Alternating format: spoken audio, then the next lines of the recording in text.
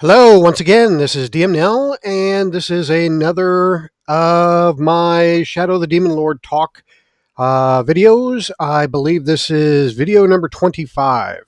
So, yeah, 25 videos. That's pretty good, considering I didn't think I would be doing more than a handful of these, but here we are. So, this has been an interesting year or so since I've been doing these videos, and we've, gotten a few people watching. Um, it hasn't like exploded onto the into the universe or anything like that. But I actually have a couple people that have left me some comments and have given me some requests. So I appreciate those. One person actually asked me to do a review of Balgrindia, and I really don't do reviews. Anybody can read a supplement and form an opinion about it themselves. Rather than that, what I choose to do is I take the supplementary material that's provided by Schwab Entertainment, and I read through it, and I try to figure out how, if and how I would incorporate that into my campaign, how I would use that in my campaign.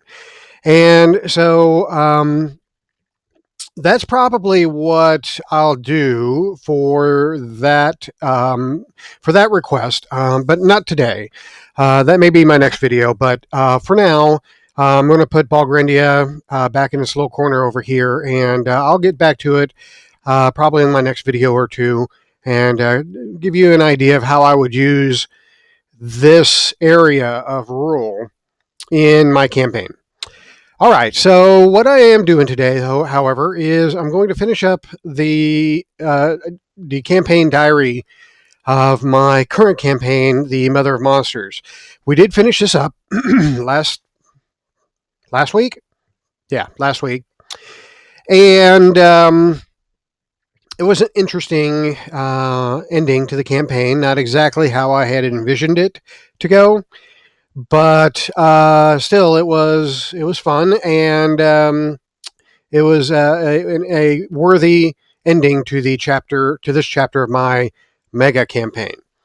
And when I refer to my mega campaign, you'll probably have to view some of my older videos to know what I'm talking about there. But just real quickly, I plan on having each one of my Shadow the Demon Lord campaigns build off of each other towards an ultimate overarching storyline, which takes the world from my first campaign, where the breach into the void drew the attention of the Demon Lord in Tales of the Demon Lord, to the final chapter of the campaign, which would be when the Demon Lord actually breaks through, and the remnants of the world, whatever they end up being, after all of these adventures, the world's going to be in pretty rough shape by the time the Demon Lord actually breaks through. But when the Demon Lord breaks through, all of the adventurers that my players have run up to this point are going to band together in a final desperate attempt to, stop the Demon Lord from destroying this universe. So that's the ultimate goal. But I've only completed two campaigns so far out of this, and I plan for this mega campaign to stretch out over probably the course of 10 or so. So I still have quite a ways to go. And it's taken me almost 3 years just to do these two campaigns because I like to do stuff in between. That's not Shadow the Demon Lord. So anyway, that is my mega campaign in a nutshell. All right, so this chapter, which is the Mother of Monsters, is has come to an end, and here's how that happened. If I can talk. All right, so when I left off my last campaign diary, the heroes, quote unquote heroes, haven't really done a whole lot that's heroic, but the protagonists of the story, my players and their characters, were on a train bound from Nessus to Lidge.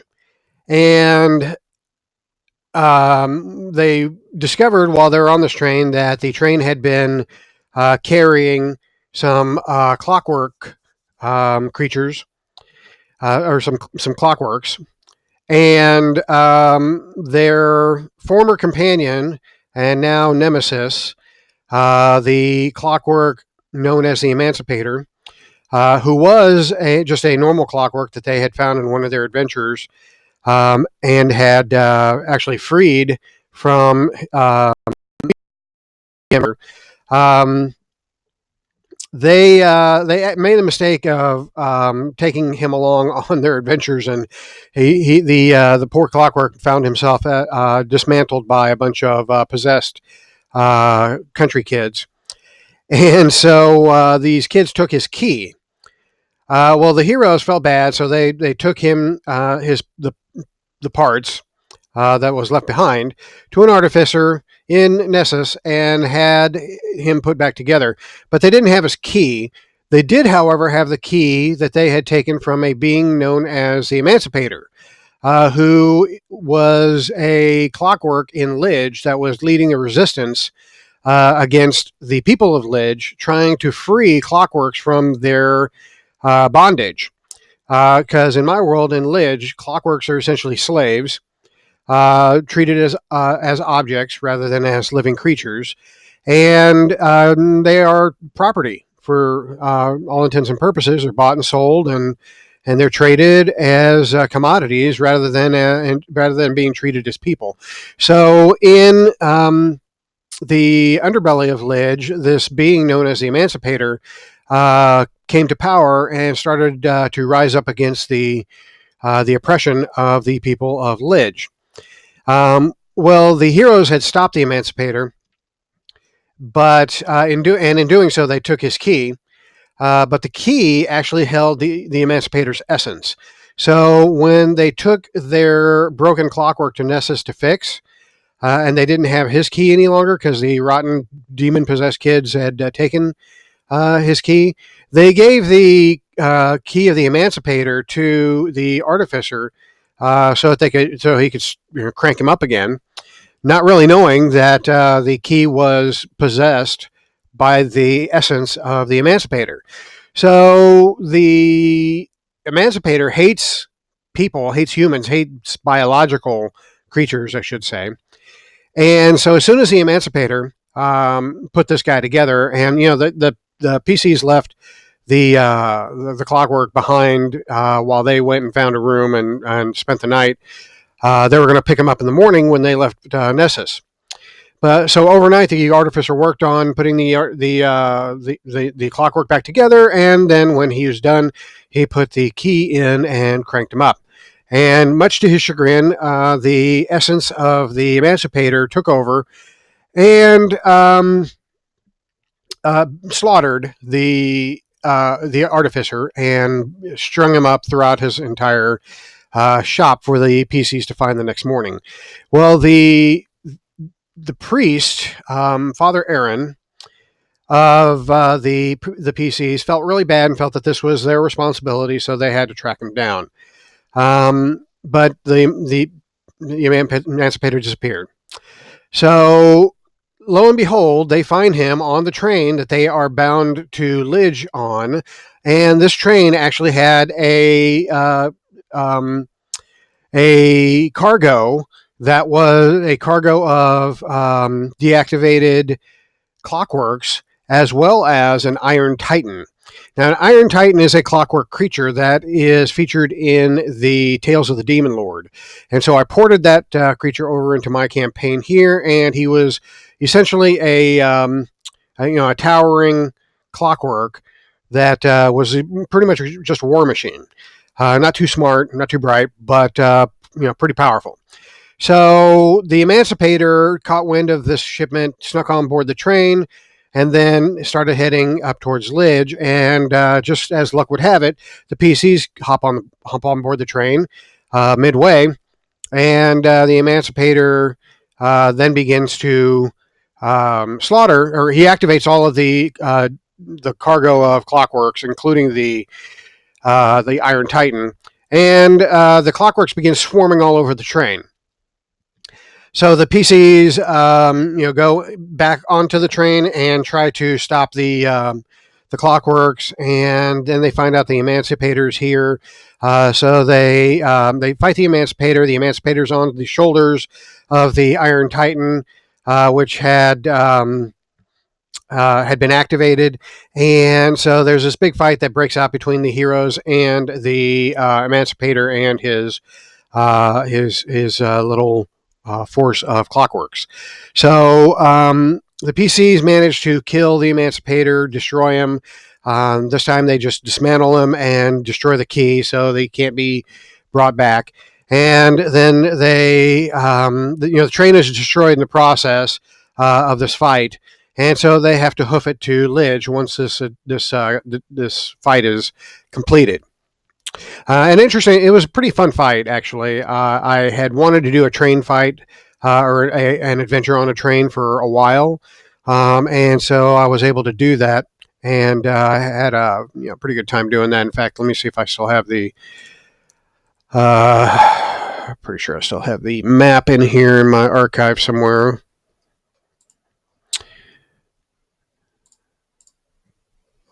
Yeah, here we go. So yeah, you can see there's lots of blood. So this was the cargo hold that the Clockworks were on, and this is the Iron Titan that was unleashed, and the Emancipator was this guy.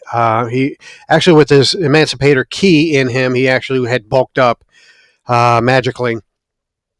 But once the key was removed, he became a normal Clockwork, and then they destroyed him and dismantled him and destroyed the key. So anyway, you can see there's lots of deaths. The Clockworks were pretty much wholesale slaughtering everybody in this passenger car, and then this passenger car, the Iron Titan had unleashed a death ray, basically, that had killed a lot of these people. So pretty much just a handful of survivors out of this trip. There was another Clockwork that popped a hole in the engine to this train, so that caused this gout of flame to shoot out. So yeah, the train was pretty much destroyed in this adventure. All right, so fast forwarding, they went to Lidge, which they had been to before, and when they arrive at Lidge, they find the city is under lockdown and sirens are going off, and they see off in the distance why. There is a gargantua, which is the term that I use for the creatures that are Godzilla-sized that the Mother of Monsters had brought into this world. And so far there have been about 2 or 3 that the PCs have run across in the course of their adventures. They haven't fought any because there's really no way to fight gargantuas. I have deemed that gargantuas are really just too powerful. They're more of a force of nature than they are a creature that can be directly fought, at least by normal PCs. Now, keep in mind, my PCs are now 10th level. So they're not by any means normal PCs, but against a Gargantua, they are still ill-equipped to handle a threat of that magnitude. So, and they know this, so they managed to get into the city of Lidge. The city of Lidge I described as being a more technologically advanced city than the rest of the city, the Confederacy, and really pretty much the whole continent. It's like the hub of technology. And so I described it as being kind of like a steampunk kind of type place with towering buildings. It was built upwards rather than outwards. So it is a lot like the city of Sharn in what's that game called? Campaign Eberron. Thank you. I got the book right over there. In Eberron, the D&D world of Eberron. So it's a city of towers, and so the city has grown upwards rather than outwards, and it's technologically advanced. So it's got artificers guilds, engineering guilds. It's got magical college. Just pretty much the hub of knowledge, the hub of innovation is the city of Lidge. So I described the protective wall that surrounds the city as having these strange weapons mounted on them, and these are enormous cannons that fire a variety of different types of weapons. Some of them are projectile weapons, others are magical projectiles, and others are energy weapons of unknown potential and sources. A lot of this stuff is technical, is experimental in nature. That's the whole thing about Lidge. Is most of the technology that is developed here is experimental, and a lot of times it goes wrong, horribly wrong. So explosions and mishaps happen all the time in Lidge. But anyway, I described the wall surrounding the city as having all these all of these weapons being mounted in preparation for this gargantua that is approaching. Now they managed to get a hold of some binoculars or spyglass or something, and they see this gargantua, and it is still miles off in the distance, but it's so big it can still easily be seen through the spyglass, and it is indeed heading towards the city. Although it's not certain that it's going to attack the city is still preparing for the worst. So the heroes get here, and they've got their own mission. Their mission is to stop the mother of monsters, who's producing things like this gargantua. And so once they get into the city, their power is instantly recognized by the people, and they're trying to they're trying to get them to help defend the city.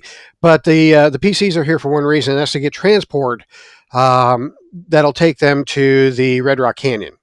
But they have to buy some supplies first. So they manage to go to a few places that are still open and get supply up. They stock up with potions as usual. They love the injectors, and they just prepare for their own mission. And in one of the stops, they stop at a military supply depot. And the leader of, I don't want to say the leader, but one of the PCs that had been to Lidge before had managed to get the key to the city due to some service that he had done to prevent an incident between the Clockwork Revolutionaries and the Artificers Guild. So he kind of intervened, and he had brokered a peace between the two factions, and as a result, the autarch of the city gave him the key to the city. So using that along with his military background, this PC managed to get some equipment that isn't normally available to PCs. And so one of the things that allowed him to get access to was a forbidden item that is known as a death ray. And I believe it's in the Demon Lord's Companion. I could be wrong about that, but I'm pretty sure it's in one of those supplements. And the death ray does a stupid amount of damage. And it's also extremely expensive. So rather than actually forcing this character to purchase the death ray, I had him use his military credentials and the key to the city to convince the military depot, the guy running the place, to loan him the death ray, which he managed to convince him to do. So he's got this death ray. There's the same character that's also got another relic that I refer to as the Stormbringer of my campaign world, and I call it the Devour, or the what do I call it? The Drinker of Souls, or the Devourer of Souls, something like that. But anyway, it's a black sword that has gems all along its blade, 9 gems or 10 gems, and every time it kills a creature, it sucks its essence into the blade, into one of the gems in the blade, and it gives power to the bearer of the blade, and also gives him corruption.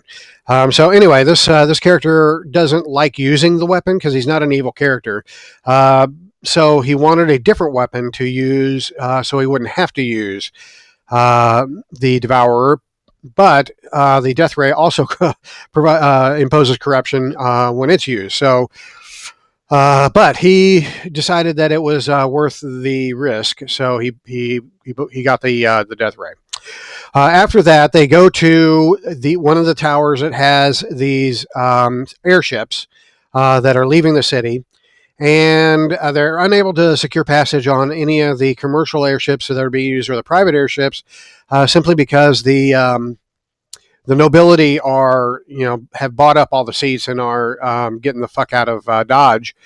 And so they are forced to deal with these secondary options, and they find one pilot that is willing to take them to the Low Country, which everybody knows that these monsters are pouring out of the Low Country. So the Low Country has been kind of um, deemed as off limits and as a no-fly zone. So they find a pilot that what did I call him? Um, okay. I called him Captain Gorsh. Captain Gorsh, and he had an Australian accent, and played him up pretty good. He was a crazy motherfucker, and he had an airship that was barely held together, real rickety. Um, and so this kind of played out like the scene from Star Wars, where they see the Millennium Falcon as a piece of crap. And so, same thing goes with this guy's airship. But they didn't have many other choices, so they hire this guy.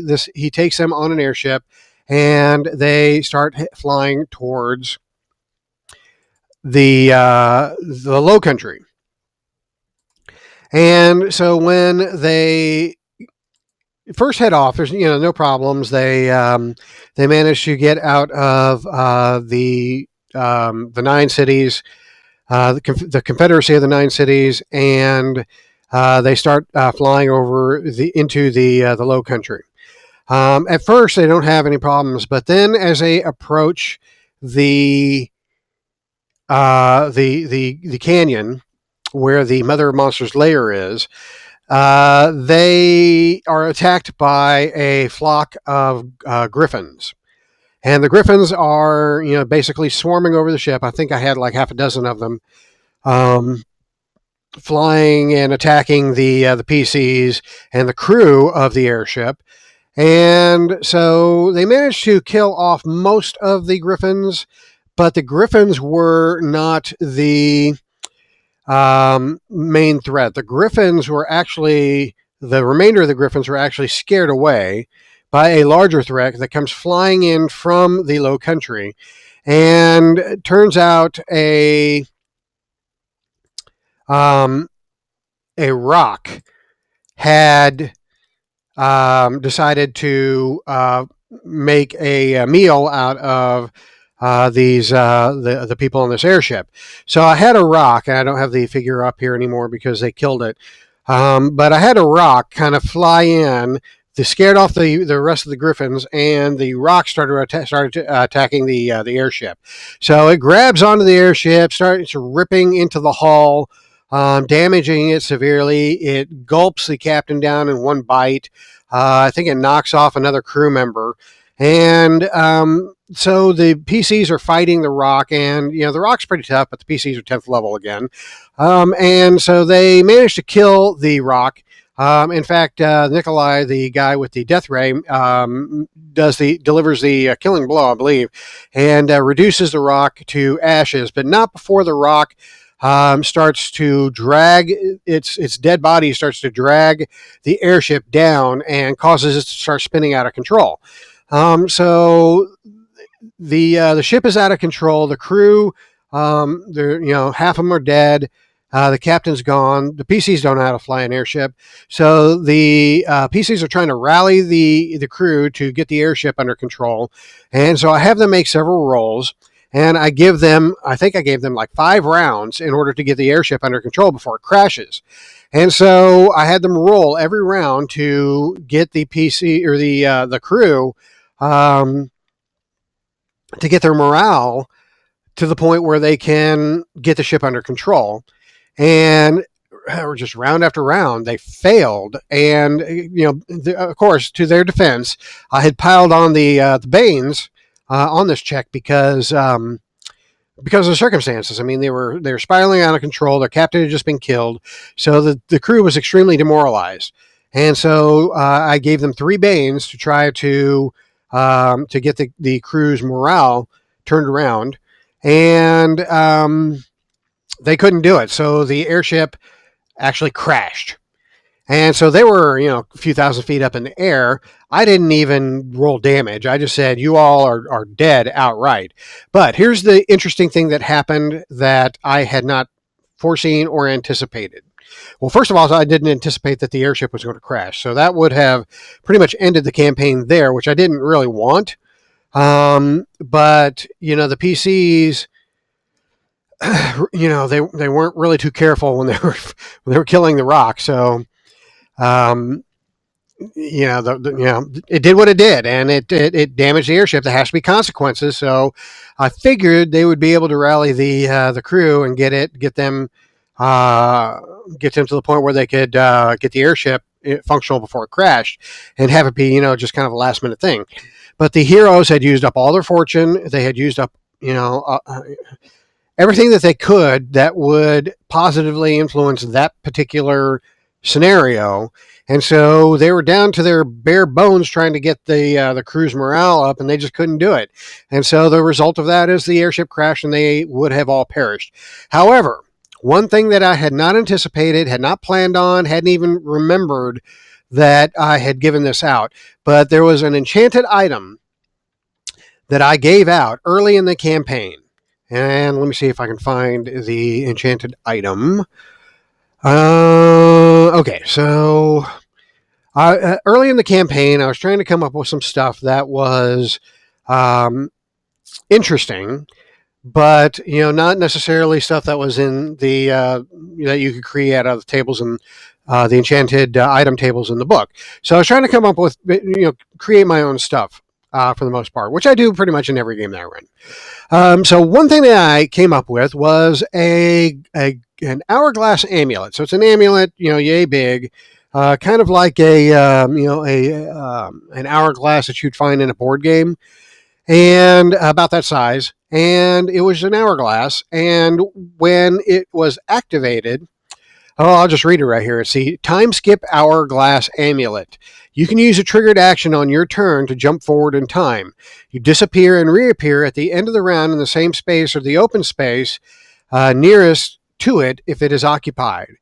The object has 3 uses. Okay, so this item had not been used. I think it gave it out like when they were 4th level or so. And they never used it because they really didn't see an advantage to using it, even though I could have. But they never really used it. So the priest had this in his possession. And so, the players were like scouring their sheets for anything that could save them from this death. And so the priest character, or the priest player, realized that he still had this item and he never used it. So he said, okay, just before the airship crashes, I'm going to use a triggered action to jump forward in time, and I'm going to disappear and reappear, just at the very instant that the airship crashes. And I was like, oh, man, okay, that's not how I thought this item would be used, but what the fuck? Let's go with it. So I said, yeah, you see the land rushing up towards you. You see everybody screaming, trying to get the crew shit together. And then, just an instant before the thing crashes, you activate this magic item or this enchanted item, and you disappear, zip forward in time, and you're standing in the same spot that you had left, except now the airship is destroyed and everybody around you is dead. So the priest is the only guy that survived, the only character that survived the airship crash because of this item that I gave out when they were 4th level, and I had no idea that it would ever come into play in this campaign. And thanks to the ingenuity of the player that was running the priest, he saved himself. Now, to make it even more of a coincidence, which I still can't hardly believe that this happened, the priest had this item. So the priest had spells that could help bring back the other players. So he was 10th level. He already had the 10th level, or he already had a power of 5, which enabled him to take a pretty powerful spell, if I can find it here in the life spells, my campaign. He had already taken Resurrect, and I had no idea that he did. But it's the only life. It's the only life rank 5 spell in the life tradition, and his life tradition was one of his go-to traditions.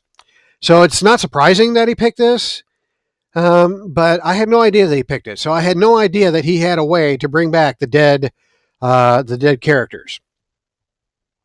So, but there are some limitations on the spell. So if you read through it, basically the spell says you can use it.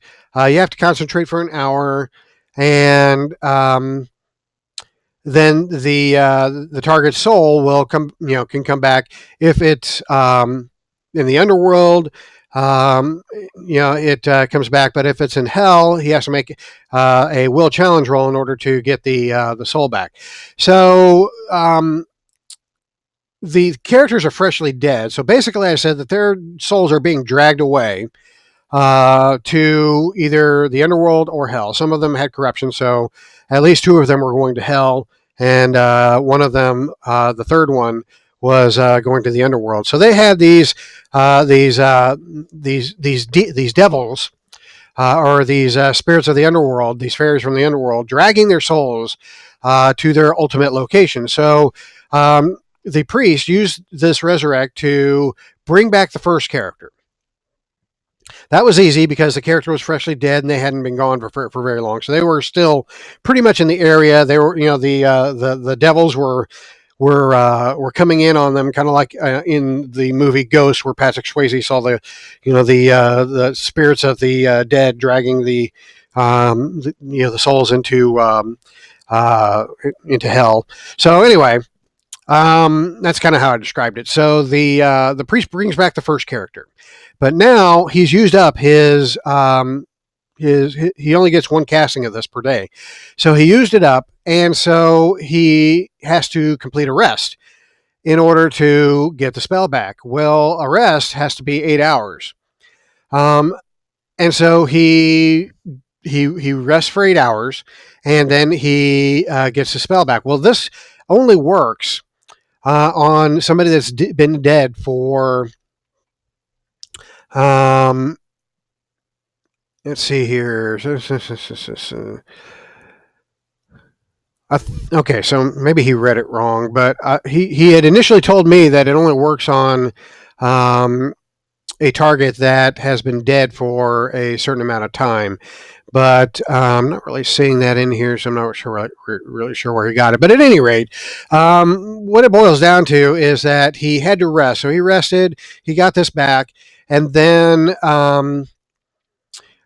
at that point, he had to rest again. Well, he can't rest for another day, and he thought that he wasn't able to cast a spell after a certain amount of time that the target has been dead. So I started to think about, okay, well, what these guys have been through up to this point, what these characters have been through, surely they have garnered the attention of a greater power. So I'm going to say, okay, at this point, you guys level up to level 11. You have pushed the boundaries of the of mortal achievement, and you survived this.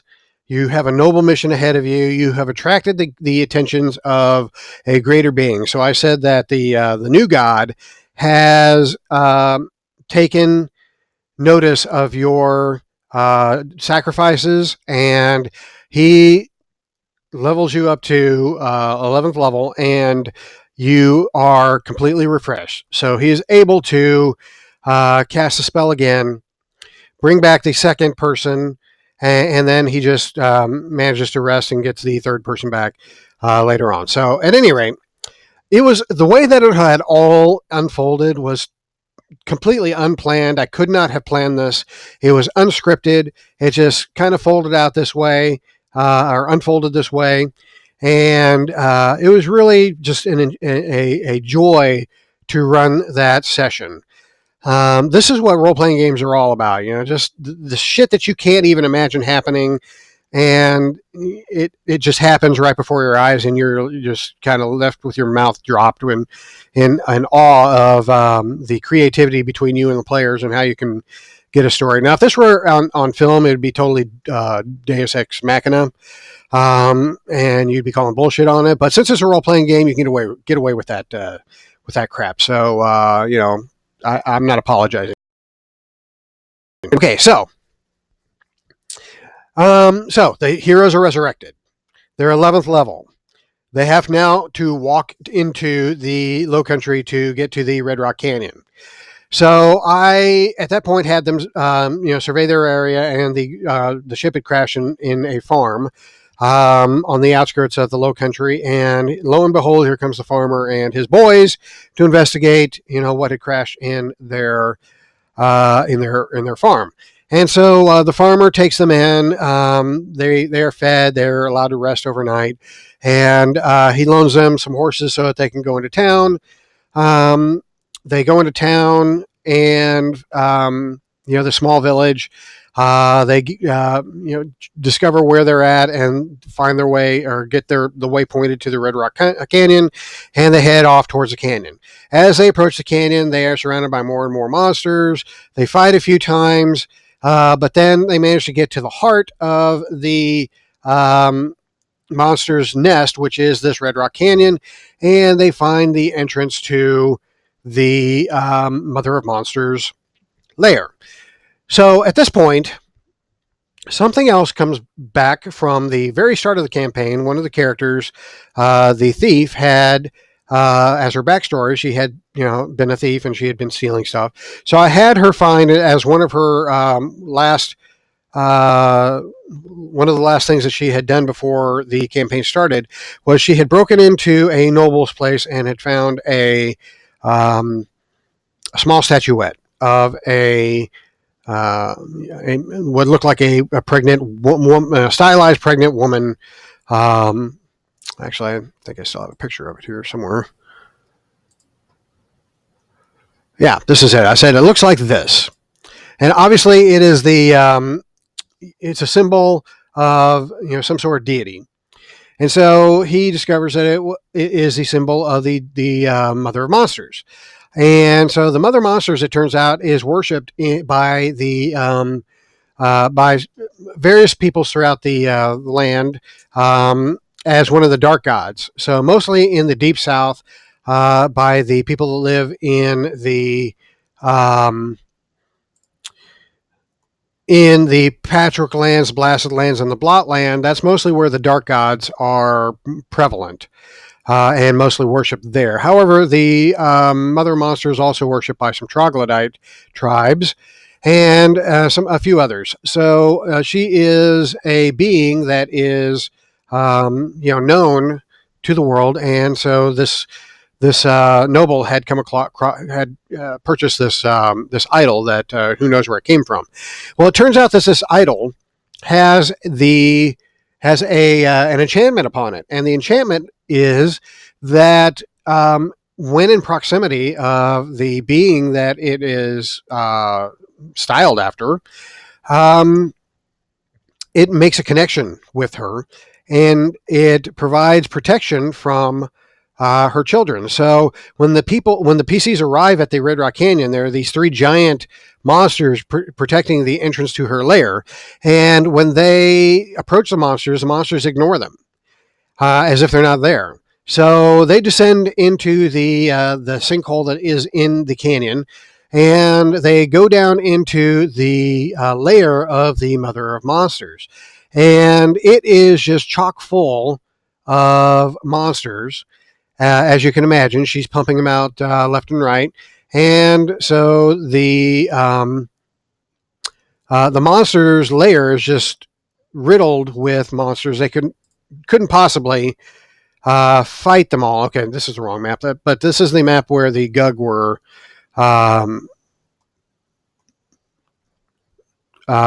surrounding the. Oh, yeah, I forgot I killed the Gug. I'll explain why here in a moment. But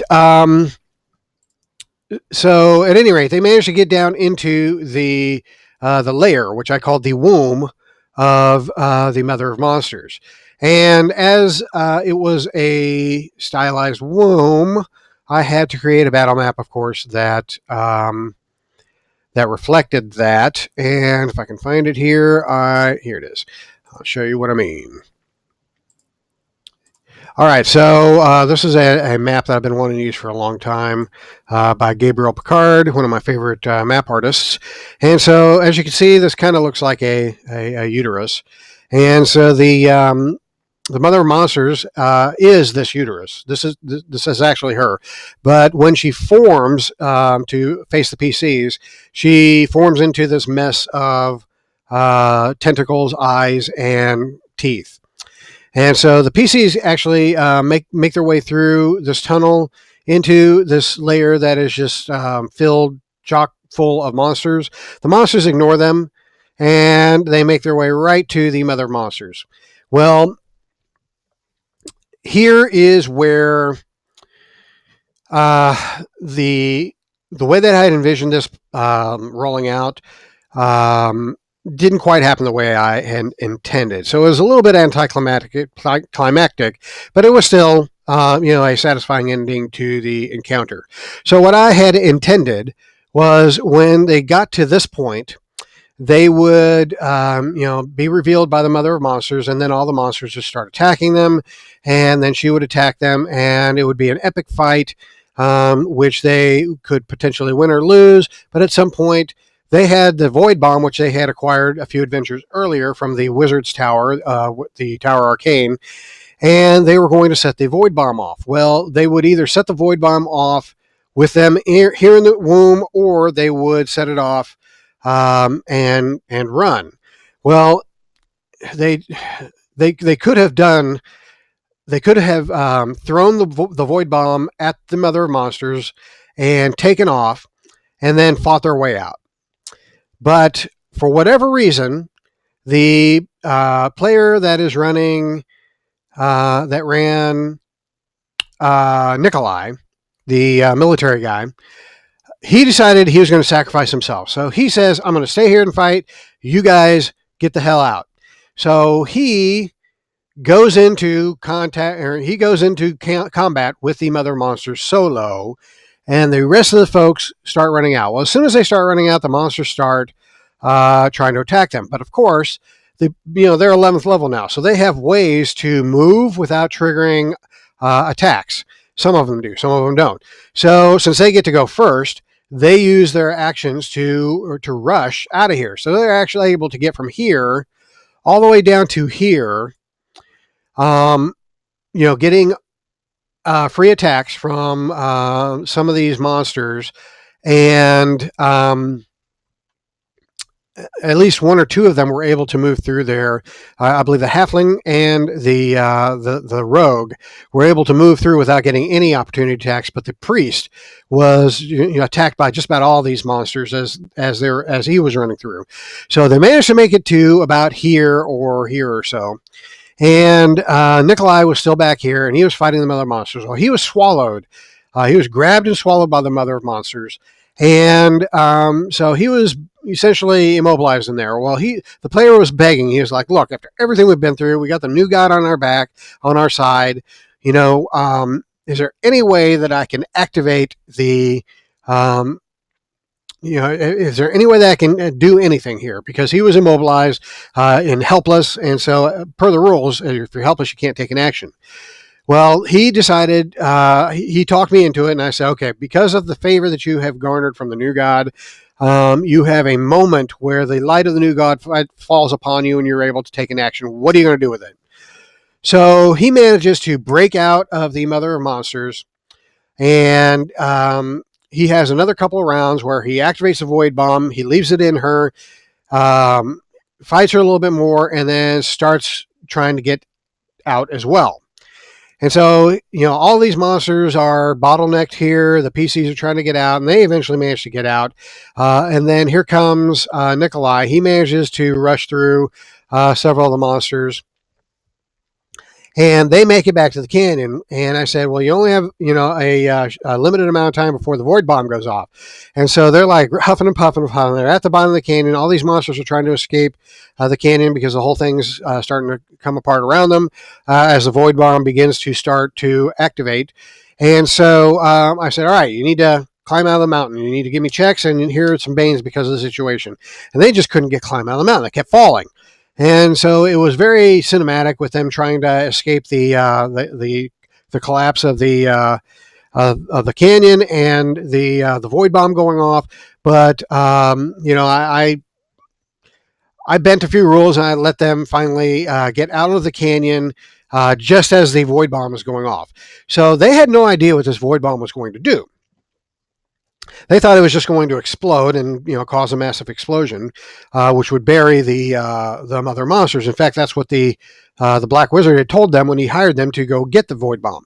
Well, in actuality, the void bomb was created by the wizards after learning about how the Witch King was defeated by the Queen of Queen of Shadow and Dreams. Nox. She's part of the Balgrendia lore.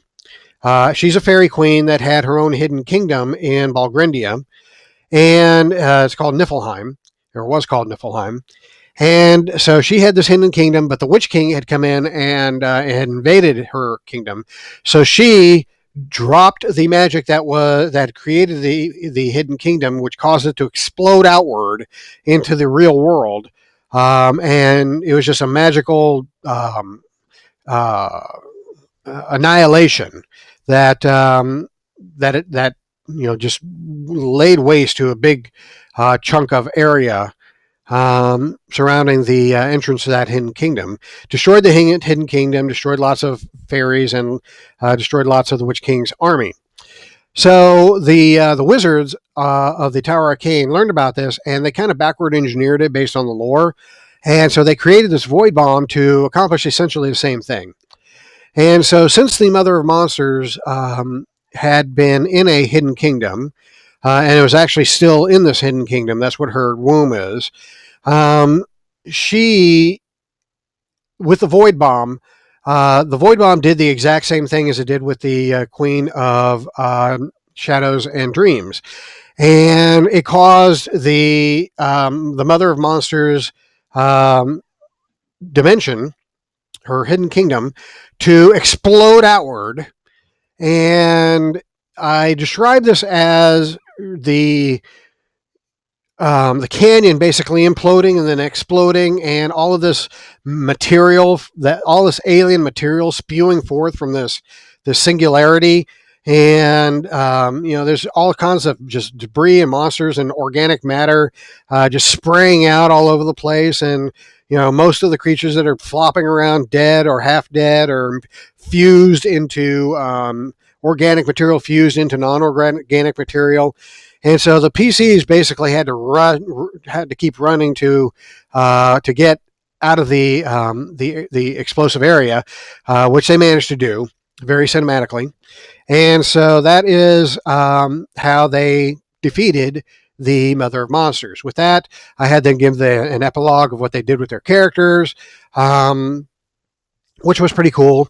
Basically, the military guy who had all the corruption of the Death Ray and the Evil Sword vowed to atone for all the darkness that he had that was corrupting his soul, because he had actually been dragged to the gates of hell and saw what was awaiting him by the time that the priest was able to bring his soul back.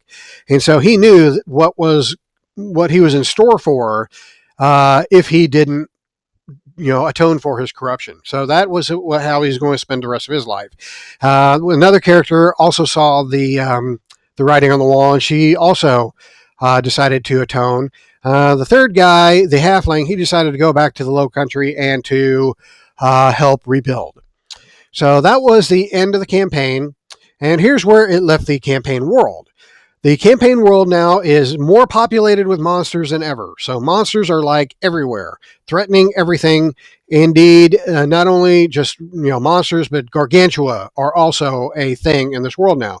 So as a result of this campaign, you've got Godzilla-sized kaiju's essentially roaming the land, fighting each other, fighting the attacking cities and stuff like that periodically, but most of the time they burrow underground or they find a place to sleep and hibernate.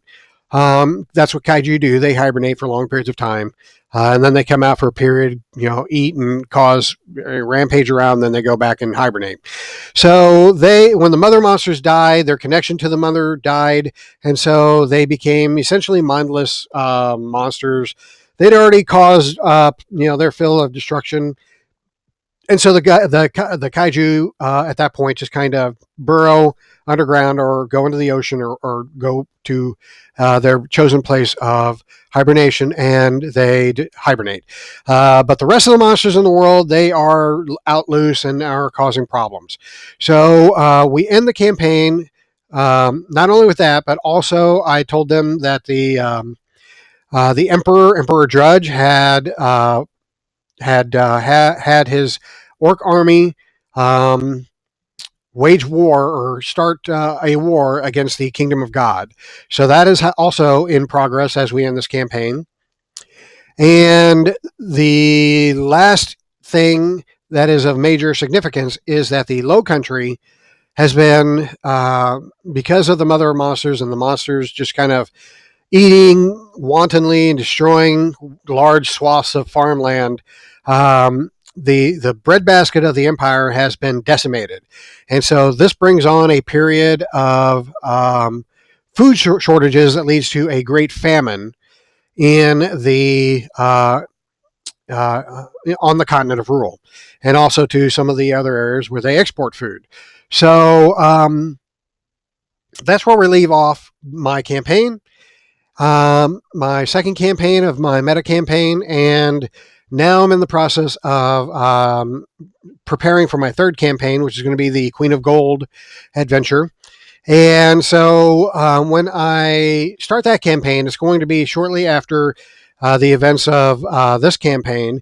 And so, but since it is set in the Pirate Isles, most of the effects of what happened in the Mother Monsters are not going to be immediately felt by the PCs in this campaign. Rather, that's going to affect more campaign number 4, which will be set back in the on the continent of Rule. But they will hear about the food shortages, and they will see the effects, albeit from a distance, in the Queen of Gold. So that is it for my Mother of Monsters campaign. It was an interesting campaign. I think I accomplished what I wanted to accomplish, which was to put monsters in the forefront of the campaign, the monster type, I should say. And what I mean by that is just if you go to my bestiary here, I've got a tab or just for monsters, and if you open it up, this is all of the monsters that have been published so far that I've gotten to create a character sheet for. I haven't gotten to all of them yet, but these all have the monster type. So all of these are monsters, and of course you have generic monsters. And that's what I use most. But I tried to feature as many of these monsters in my campaign as I could, and really I barely scratched the surface. I didn't use as many as I wanted to. But I did get to a good number of them. Okay, so I used monsters. That was one of the goals of the campaign. And then the other goal of the campaign was, since my first campaign was solely centered within the Northern Reach, I wanted the players to see the rest of the world, basically. And the rest of the world is the Empire, or the former Empire, and the Confederacy of 9 cities. So I wanted this to be a tour of the rest of Rule, which they got a pretty good tour of. I mean, they started in Caicrus. They made it to the Confederacy. I think they visited 3 of the cities in the Confederacy.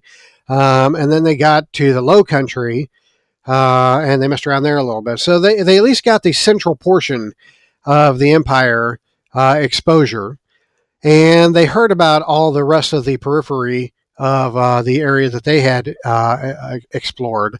So I think I had uh, a good campaign that expanded their understanding of the scope of this world. So now it's going to be my next campaign is going to be in the Pirate Isles. So of course it's going to be more consolidated again to just this grouping of isles. But I plan on using this next campaign to kind of bridge the current campaign with the coming of the Witch King, which is like my mid meta campaign adventure that I'm planning. So that'll be like adventure number 5 or 6. And so the Witch King is supposed to be a pretty huge threat, his resurrection and return. And there are certain things that are going to be leading up to it. So I'm going to start hinting about that in campaign number 3. Campaign number 4 is going to be even more of a prelude to that. And then either 5 or 6, I haven't decided which, is going to actually feature the return of the Witch King, which I'm hoping that the Demon Lord himself, Robert Schwab, actually produces that adventure, or that campaign, which he had said that he was hoping to do at some point. But that's still, a couple years down the road, so I think I have time for that to potentially happen. Alrighty then, so I guess that's it. I'm almost at an hour on this video, so let me go ahead and cut it there. And thank you all again for watching. I appreciate you participating in this little adventure that I call the Sotdl Talk. And if you have any comments for me, feel free to leave them in YouTube. Otherwise, again, thanks for watching. Hail to the Demon Lord, and catch you in my next video. Hail.